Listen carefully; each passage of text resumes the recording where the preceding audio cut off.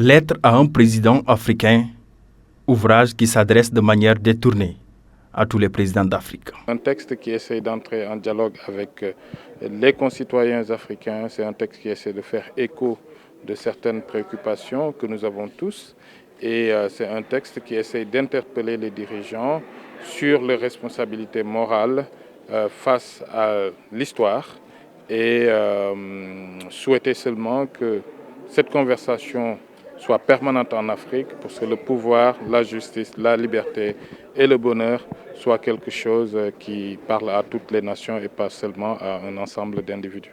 L'ouvrage a été présenté à Ziguinchor devant la communauté universitaire. S'en est suivi des débats présidés par l'écrivain Mohamed Mbougar Sarr, avec qui l'auteur partage la maison d'édition Gimsan. Et je pense que le texte de l'Haj Malick Ndiaye est à la fois une analyse sur le temps que nous venons de traverser, mais aussi une réflexion plus globale sur le pouvoir, où qu'il soit et par qui qu'il soit exercé. Et c'est en ce sens-là que c'est un texte à la fois de contexte, mais aussi qui déborde le simple contexte sénégalais. Ce qui s'est passé dans cette séquence des 2 ou 3 dernières années montre que la parole intellectuelle qu'on a pu déconsidérer à certains moments, croire complètement déconnectée, croire perdue, croire corrompue ou croire organique au sens où elle serait toujours liée à un pouvoir, avait encore au contraire une vigueur, un esprit de contradiction, un regard critique.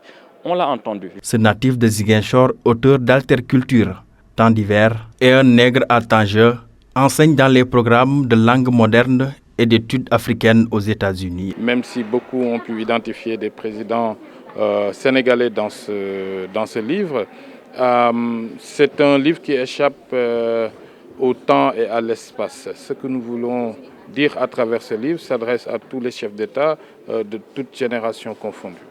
Et le message que nous pourrions adresser aux présidents africains est le même que celui que les peuples leur adressent. Donc plus de responsabilité, plus d'affection pour leur peuple, plus de lucidité dans la gouvernance, puisque c'est la chose qui nous semble le plus difficile peut-être à engager quand on est au pouvoir, cet éclair de lucidité permanent qui permet de faire des choix compatibles avec les aspirations d'un peuple. Dans ces lignes, l'auteur a aussi rendu un hommage de manière particulière à certains Africains qui ont fait face à des contraintes.